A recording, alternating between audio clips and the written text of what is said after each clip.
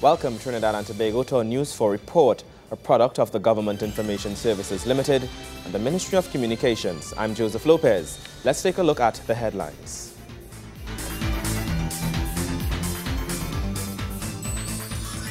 Citizens come on to contribute in constitutional reform consultations. 1 year after the Prime Minister's trip to India, Trinidad and Tobago is expected to further benefit. And COSTAT launches its health fair at the Brand Lara Promenade. In our top story, word today from Legal Affairs Minister Prakash Ramada that manifestos put out before an election should be a legal document. According to Minister Ramada, the People's Partnership Manifesto has been laid in Parliament as a policy document, which is intended to guide government's decisions and policies. To that end, I want to say that the People's Partnership Government laid in the Parliament the manifesto as a policy document, and therefore we are making it happen. The promises that we gave in the manifesto, as a premise example, is one of constitutional reform, and that is why I consider it personally as a sacred trust to the people who voted on the basis of all that we said there, and in particular the process of constitutional reform. And we had said there that the constitution that we wish to have shall come from the voice of the people. He says the People's Partnership Government laid in Parliament the manifesto as a policy document, and therefore they are making proper the promises that was made in the manifesto. So this really is a fulfillment of a promise, as far as I'm concerned, a sacred one. And it is not, Usman, when you open a talk shop. The reason why he's chairing the constitutionals himself is to have the political connect between the manifesto document, the promise made to the people, and the election that gave them the responsibility to govern. I'm responsible to the Cabinet to have this done. The Cabinet is responsible to the people of Trinidad and Tobago to fulfill the promise of the manifesto. Earlier, the commissioners heard a number of recommendations from members of the public, including exact dates for general and local government elections, the abolition of the office of President and Prime Minister, and the creation of an executive president with a bicameral parliament.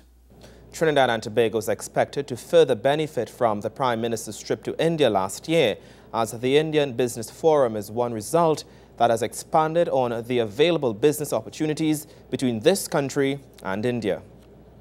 Trinidad and Tobago should set a goal to run a US $100 million trade surplus with India over the next 2 to 3 years, and the surplus should reflect a wide range of non-energy exports.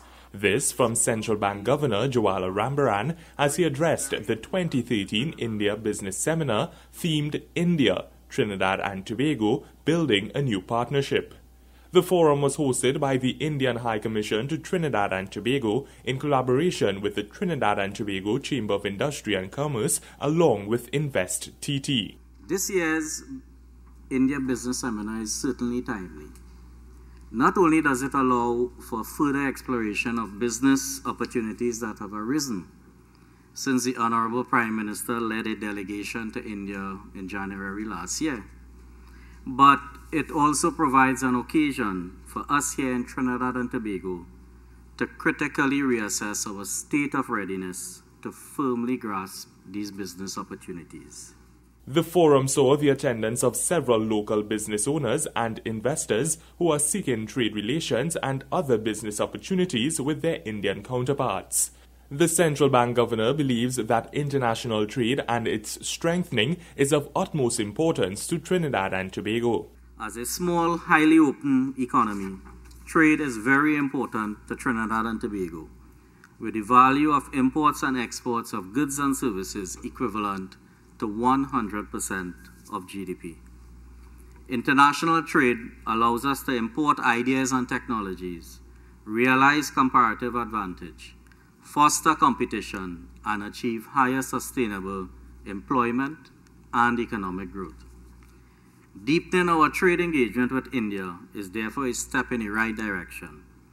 I'm pleased to note that within the recent past, our countries have been steadily moving to boost trade and investment linkages, building on our strong cultural links. He went on to state that this country's slow pace of diversification away from the energy sector is starkly reflected in its lopsided trade with India. This as Trinidad and Tobago is failing to generate any substantial non-energy exports to a market that is not only open and accessible, but whose trade potential is still largely unrealized. Minister of Trade, Industry and Investment, Senator the Honorable Vasant Bharath, explains that bureaucracy is the biggest challenge to businesses in Trinidad and Tobago and potential investors. The question then is, how do we create transformational change in the bureaucracy that will allow business to be run efficiently? And that really is the big challenge, because with the best of wills in the world, with all of the marketing spend, with the best people, the best human resources, the best private sector, when people come to Trinidad and Tobago, when Indian businesses come to Trinidad and Tobago, and they are confronted with the bureaucracy, they won't stay very long, because they now have options. There were many key speakers at the Business Forum, which was split into 3 focus sessions on agribusiness, ICT, BPO, and clean technology. The hope is that there would be greater trade links with India, as well as adopting practices that would seek to develop Trinidad and Tobago in many sectors. Nikolai Edwards, News 4. After the break, we focus on this country's women. Stay with us.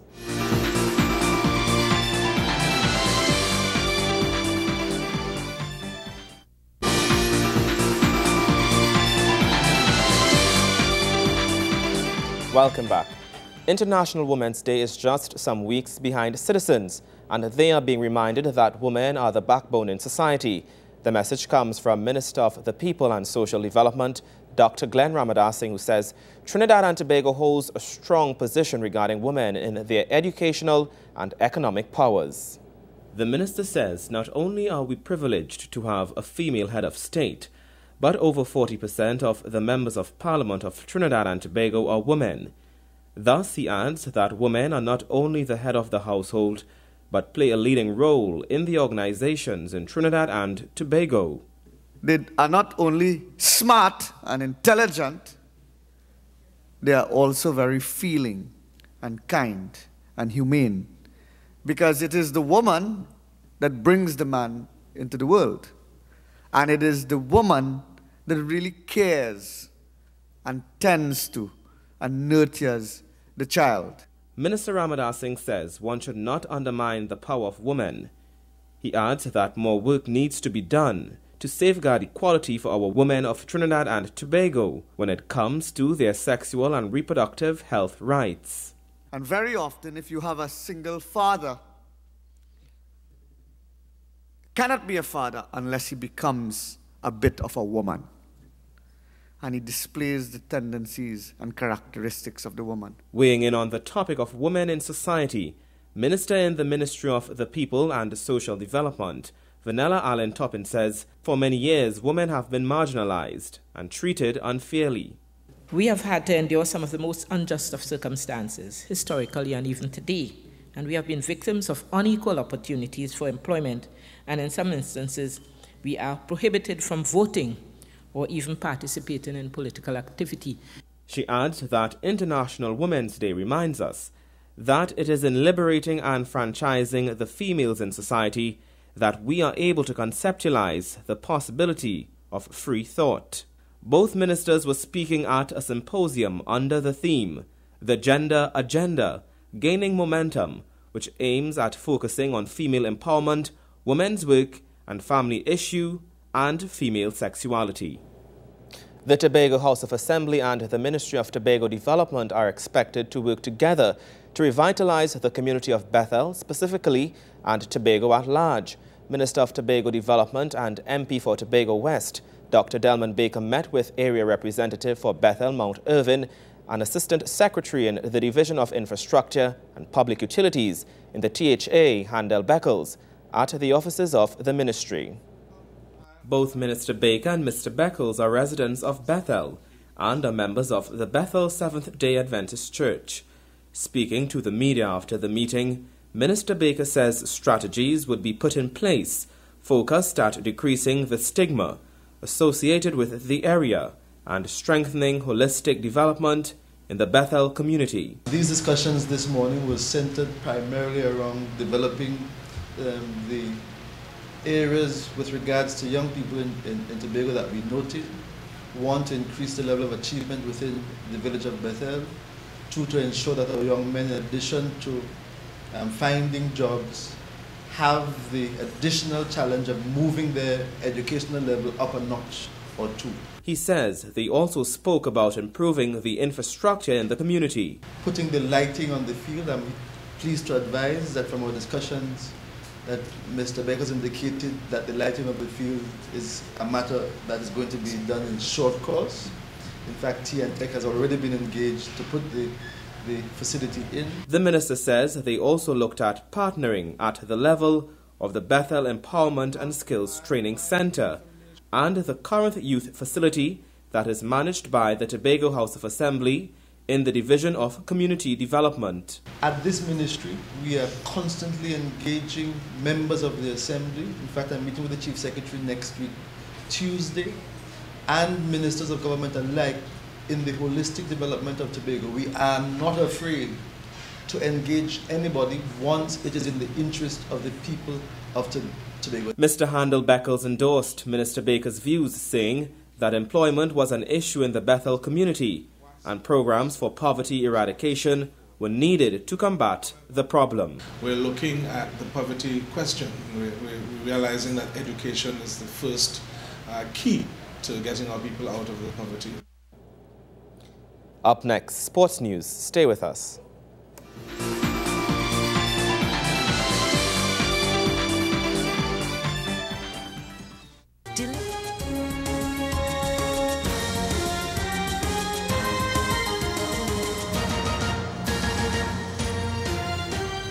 Thank you for staying with us. The Fast 5 tournament is one of the most exciting days on the netballing calendar, and teams in the Premier and Championship division of all the sectors Netball League will do battle in that contest this weekend at the Eastern Regional Sporting Complex in Tacarigua. The ladies in the Retro division settled their knockout contest on Tuesday, and here's Wayne Cunningham with those results. Action in the Retro division of the All Sectors Netball League reached a climax this weekend in the knockout competition. In the semi-finals, TST took on Les Femmes for a place in the final, and it turned out to be a no contest, with the telecommunication ladies coming out 29 winners. Deborah Alai was the top scorer in the match, with 15 goals from 21 attempts for TSTT.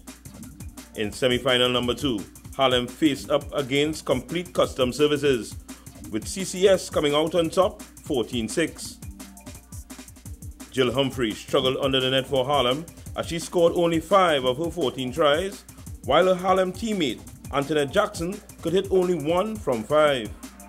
Sharon John shot at 50% for CCC as she deposited 8 of her 16 attempts, and her partner Sherry Thomas also had 16 looks but managed 6 goals to help her team into the final versus TSTT. And they totally outplayed the Telecom squad in the second half, as it was close at the end of the first, with CCS leading by just 1. In the second period, goal shoot Julia Brito turned on the heat to end with a game-high 10 goals from 17 attempts. Goal attack Sharon John gave good support, hitting 6 of her 8 attempts. Camille Aubin had the same stats at shoot in the losing effort for TSCT, while goal attack Susan Squires scored 1 from 3, as CCS took the title with a 16-7 victory. The championship division final between Fire Service and UV was the last match contested on the night, and this one was all fire, as they led 17-12 by the half-time, and went on to take the title 36-21. Fire goal shoot Aquila Blau led all scorers with 20 goals from 25 attempts. Goal attack Nariba Grant did her part by dropping in 16 from 21. Abini Taylor managed a creditable 17 from 24 at shoot for UV. 4 from 7 by Aquila Rodriguez at goal attack could not prevent the Fire Service from running away with a championship division knockout title. Sports fans are in for some exciting netball action when the Fast 5 tournament jumps off on Saturday at the Eastern Regional Sporting Complex in the All Sectors Netball League. Wayne Cunningham, News 4 Sports. When we return, a health fair by Costat is launched at the Brandlara Promenade. Stay with us.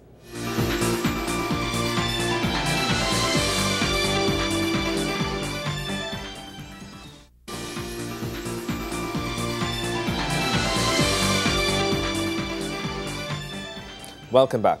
Minister of Tertiary Education and Skills Training, Fazal Karim, launched the COSTAT Health Fair at the Brian Lara Promenade. The minister says he's optimistic that the project will continue to reach other communities nationwide.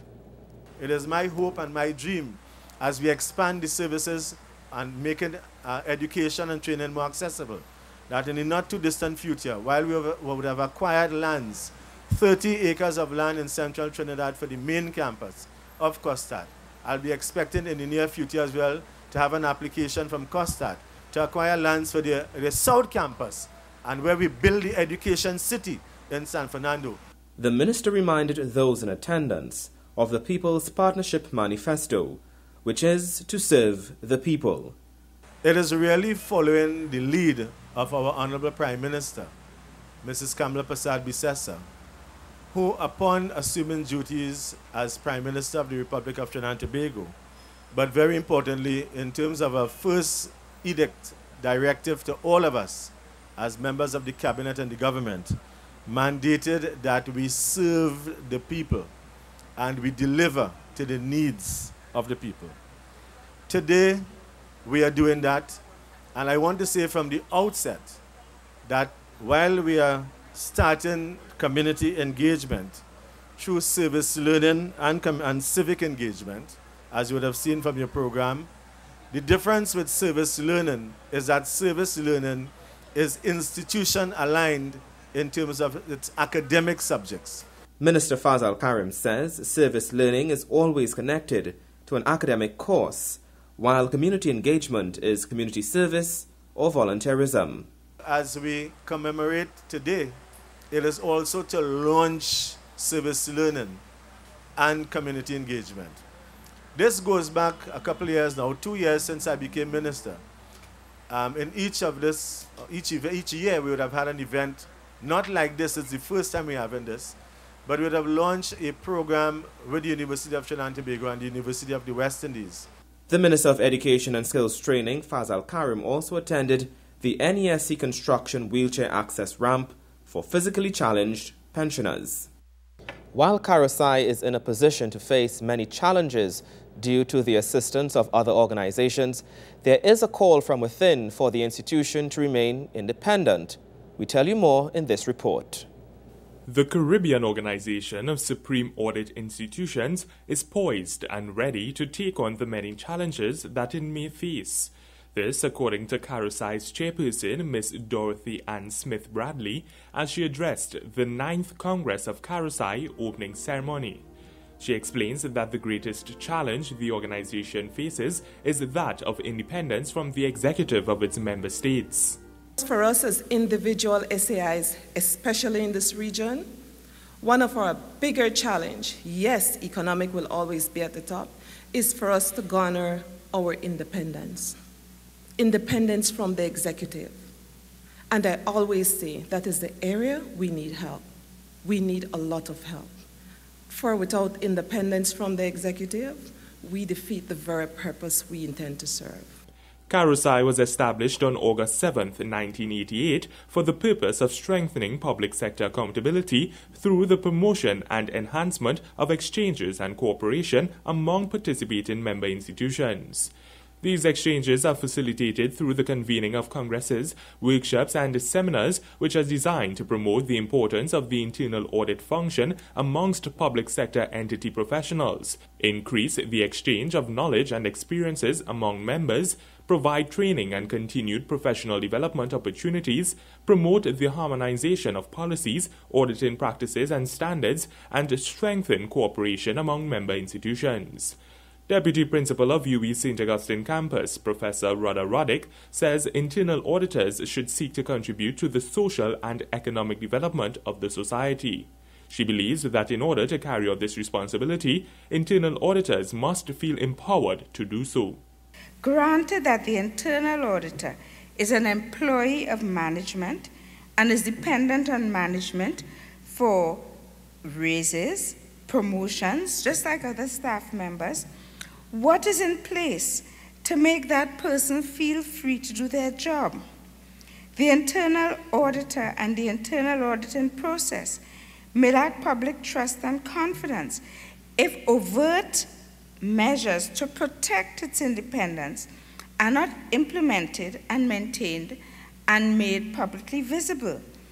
An internal auditor should be able to report to higher level management without fear of victimization. And what mechanisms have we put in place to empower and support the internal auditors in this, their important national duty? She says there is a stereotype that auditors only deal with figures and finances when there are in fact several other aspects of the job and types of audits.